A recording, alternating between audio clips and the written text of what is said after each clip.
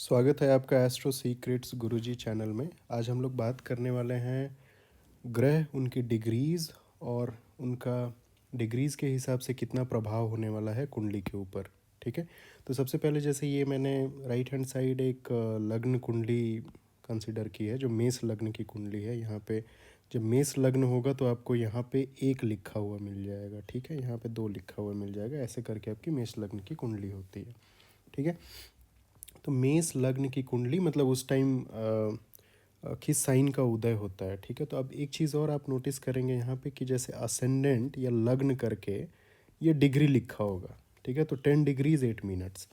उसके बाद सूर्य देव हैं, शुक्र देव हैं। ठीक है, सूर्य देव के अगेंस्ट 16 डिग्री 53 मिनट और 23 डिग्री 37 मिनट लिखा हुआ है शुक्र देव के अगेंस्ट, सूर्य देव के अगेंस्ट 16 डिग्री। ठीक है, अब ये आपको जैसे अब ये डिग्रीज़ के हिसाब से अगर ये देखना है कि उनका प्रभाव कितने होने वाला है, तो जैसे ये अगर आप इस साइड आ जाएंगे लेफ्ट हैंड साइड में, तो जैसे ये एक कर्व टाइप से आप बना लीजिए। तो इसमें जैसे है कि आपका 0 से 6 डिग्री अगर है इस एरिया में, ठीक है, 0 से 6 डिग्री अगर हम देखते हैं तो उनका जो प्रभाव है वो 25% ही होने वाला है।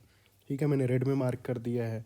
ठीक है, तो अगर मान लीजिए योग कारक ग्रह हैं उसके बावजूद अगर 0 से 6 डिग्री के बीच में है तो उनका प्रभाव कम होने वाला है। 0 से 1 है तो वो फिर आपका पूरा रेड मतलब कि 0 डिग्री के करीब। यहाँ पे एक एक्सेप्शन ये है कि 0 से 1 या 2 डिग्रीज के आसपास अगर हैं तो यहाँ पे 0% होगा।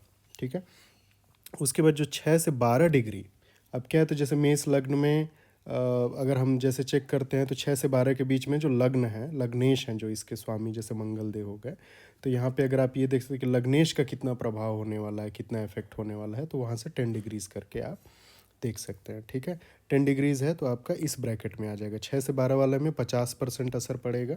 ठीक है, 12 से 18 में 100% असर पड़ेगा। अगर मान लीजिए कोई ग्रह हैं जो आपके लिए योग कारक भी हैं, योग कारक हैं, तो उस केस में जो प्रभाव है वो 100% पड़ने वाला है। ठीक है, आपको रिजल्ट अच्छे मिलेंगे।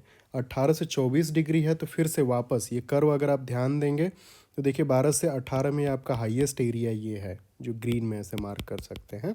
उसके बाद 18 से 24 में वापस 50% हो जाता है। ठीक है, उनका इफेक्ट जो होता है, इम्पैक्ट जो होता है वो डिक्रीज़ हो जाता है। तो अगर आप देखेंगे तो 6 से 12 और 18 से 24 दोनों में 50-50% है। 24 से 30 अगर आते हैं फिर से वापस तो देखिए इफेक्ट बहुत ज़्यादा कम हो जाता है। ठीक है, फिर से वापस 25% हो जाता है। और यहाँ पे जैसे 0 से 1 या 2 डिग्रीज के बीच में है तो जैसे 0% था, वैसे ही यहाँ पे जो लास्ट वाला कोना है, ये लास्ट वाला जो एरिया है, ये वाला एरिया जो 28 से 30 डिग्री, 29 डिग्री, 30 डिग्री ऐसे करके मेंशन है, यहाँ पे 0 to 1 डिग्री मेंशन है, ये वाला एरिया में फिर से आपको 29 से 30 या 28 से 30 मार्क कर सकते हैं जिसमें आपको 0% रिजल्ट मिलेंगे।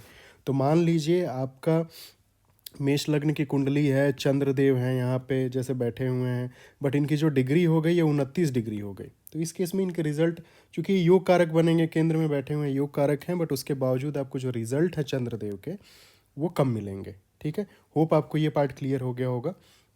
इसके बाद एक और अहम चीज़ की हम बात करेंगे, वो ये है कि जब हम डिग्री की बात करते हैं तो उस केस में हमको ये भी देखना होता है कि जैसे या तो आप डायरेक्टली चलित टेबल देख लीजिए, जब आप कुंडली जनरेट करेंगे तो उसमें आपको चलित टेबल मिल जाएगा। चलित टेबल क्या है? चलित टेबल कुछ इस प्रकार से रहेगा, चलित टेबल लिखा रहेगा, अंग्रेजी में चलित टेबल लिखा रहेगा ऐसे। ओके, अब इसमें देखेंगे अगर आप, तो जो फर्स्ट हाउस है, जो भी पहले हाउस से भी पहले जैसे साइन का जो उदय होता है, जैसे एसेंडेंट जो फर्स्ट साइन है, फर्स्ट साइन का अगर आप देखेंगे उसको मिड पॉइंट कंसिडर किया जाता है। ये 10 डिग्रीज 8 मिनट 55 सेकेंड्स। ठीक है, 10 डिग्रीज 8 मिनट 55 सेकेंड्स पे उदय हुआ, तो ये मिड पॉइंट कंसिडर होता है। ठीक है, अब जब मिड पॉइंट कहने का क्या मतलब है, और जब ये चूँकि 360 डिग्रीज है टोटल आपका पूरा, और इसमें से हर एक हाउस को 30 डिग्रीज अलॉटेड है, तो जब हाउस का हम बात करेंगे तो हाउस में आपको ये मिड पॉइंट से 15 डिग्री, तो जैसे ये मिड पॉइंट अगर आपने ले लिया तो 15 डिग्री इधर जाना होता है, मतलब आपको पीछे की राशि। सो मेष के पहले कौन सी राशि आएगी? आपकी मीन राशि आएगी, पीसेस लिखा हुआ है ना, मीन राशि है ये। ठीक है, तो 15 डिग्री आपको बैक जाना पड़ेगा।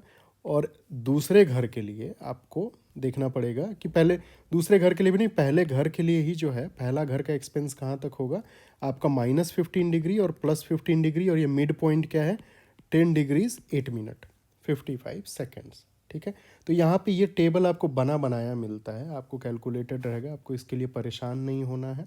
ठीक है, तो 10 डिग्रीज है तो 0 to 10 तो आपका 0 से लेकर 10 जो हो गए वो तो आपकी मेष राशि में हो गए, लेकिन इससे आपको 4 से 5 डिग्री और बैक जाना पड़ेगा जो कि आपका मीन राशि में आ जाते हैं। तो यहाँ कैलकुलेट करके ऑलरेडी दिया हुआ है।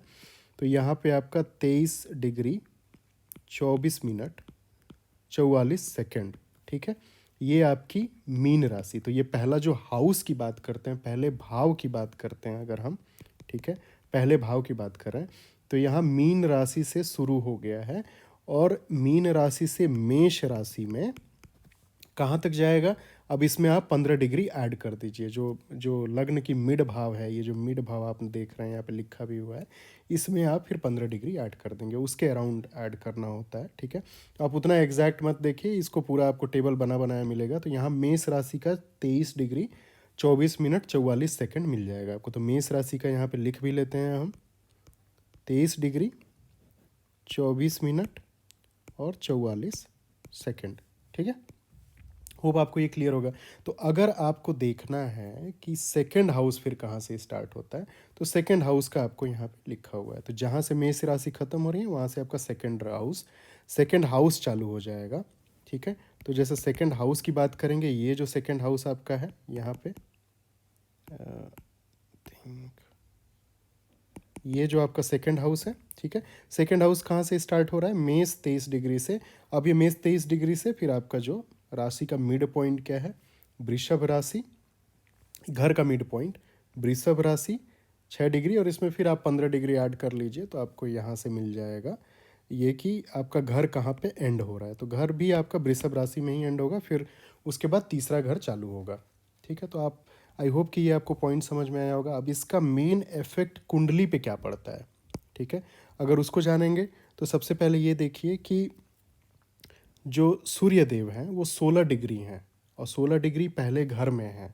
ठीक है, तो सूर्य देव को अगर देखेंगे 16 डिग्री तो वो इसके बीच में आ रहे हैं। ठीक है, 23 डिग्री, यहाँ से दूसरा कलर मैं चेंज कर देता हूँ, यहाँ से 23 डिग्री जो है, ठीक है, ये 23 डिग्री 24 मिनट और 23 डिग्री 24 मिनट, ये मीन राशि, और यहाँ इसके बीच में देखेंगे तो सूर्य देव आपके बैठे हुए हैं 16 डिग्री पे। ठीक है, अगर वहीं पे हमको देखना है शुक्र देव को, ठीक है, शुक्र देव को अगर आप देखेंगे तो 23 डिग्री 37 मिनट, 23 डिग्री 37 मिनट का मतलब क्या हुआ कि यहाँ से क्रॉस हो गए, इधर बैठे हुए हैं, यहाँ पे बैठे हुए हैं। और ये घर कौन सा है, यहाँ पे देखिए, ये तो पहला घर है, ये दूसरा घर है। तो अगर जैसे यहाँ दिखाने के लिए लग्न कुंडली में शुक्र देव को पहले घर में दिखा रहा है, बट वो पहले घर में ना होके वो सेकंड घर में है। ठीक है, आई होप ये आपको क्लियर हो गया होगा। तो शुक्रदेव जो है, शुक्रदेव आपके सेकंड घर में है। ठीक है, अब तो जो भी इफेक्ट होगा, जो दशा होती है, अंतर दशा होती है, तो इसमें जो इफेक्ट अगर आप देखेंगे तो आपको इस हिसाब से देखना है कि शुक्रदेव को आप पहले घर में ना कंसिडर करके, इसको मैं थोड़ा सा सिंप्लीफाई कर देता हूँ, ये आपको पूरा कैलकुलेशन होप समझ में आ गया होगा। ये मेष राशि हो गई, मीन राशि हो गई यहाँ पे, और थोड़ा कैलकुलेशन ज़्यादा हो गया है, यहाँ वृषभ राशि आपकी हो गई। ठीक है, तो सूर्य देव आपके पहले घर में हो गए, जैसे पहला हाउस हो गया, और शुक्र देव हुए वो दूसरे घर में हो गए। ठीक है, अब एक चीज़ और नोटिस करने वाली बात ये होगी, इसको मिटा देते हैं। अब इसमें एक चीज़ ये कंसिडर करने वाली है कि मान लीजिए कि दूसरे घर में, ठीक है, दूसरे घर में आपके बृहस्पति देव हैं और बुध देव दोनों बैठे हुए हैं। ठीक है, बृहस्पति देव और बुध देव दोनों लोग यहाँ पे विराजमान हैं, उनके डिग्री वगैरह सब पर्याप्त है। अगर आप चलित टेबल या चलित चार्ट देखते हैं तो उसमें भी आपको ये फिर जो ये दोनों लोग हैं लग्न में, ये यहाँ पे दिखेंगे, बट चलित चार्ट जब देखेंगे तो ये जो शुक्र देव हैं यहाँ से मूव होके आपको यहाँ दिखेंगे, शुक्रदेव यहाँ ऐड हो जाएंगे। ठीक है, तो जब आपको प्रभाव देखना है तो प्रभाव इस प्रकार से देखना है कि ये तीनों लोगों की युति कंसिडर करनी है। जैसे एक घर में बैठे हुए हैं और एक घर में बैठे हुए हैं, तो एक तरीके से जो उनका प्रभाव होगा, जो योग बन रहा है नहीं बन रहा है, उसके बेसिस पे प्रभाव देंगे। ठीक है, तो अगर इस केस में अगर देखा जाए तो चूंकि बृहस्पति देव, बुध देव और शुक्र देव एक घर में हो गए, तो ये जो योग क्या है, इस योग का नाम है सरस्वती योग। ठीक है, तो ये योग जो बनता है ये सरस्वती योग बन गया। तो यहाँ पे मान लीजिए सूर्यदेव के काफ़ी पास में है, तब तो ये अस्त भी होने की संभावना है। बट यहाँ पे अस्त ना होके जो आपको इफेक्ट कंसिडर करना है इस पर्टिकुलर कुंडली के लिए, वो सरस्वती योग का लॉजिकली आपको कंसिडर करना है। ठीक है, आई होप ये आपको वीडियो पसंद आया होगा। डिग्रीज क्लियर हो गई हैं, चलित चार्ट कैसे देखते हैं, टेबल कैसे देखते हैं, ये सब कैलकुलेशन कैसे होता है, ये आपको समझ में आ गया होगा। और आपको योग कैसे देखना है कि चलित टेबल के हिसाब से अगर कोई एक ग्रह दूसरे घर में जाके बैठ जाता है डिग्री के हिसाब से, तो आपको उसी हिसाब से रिजल्ट परिणाम देखना है। ठीक है, बहुत बहुत धन्यवाद ये वीडियो देखने के लिए। अगर आपको पसंद आया है तो एक लाइक कर दीजिएगा ज़रूर से, और आपको नए नए वीडियो के अपडेट मिलने के लिए सब्सक्राइब कर लीजिएगा। धन्यवाद।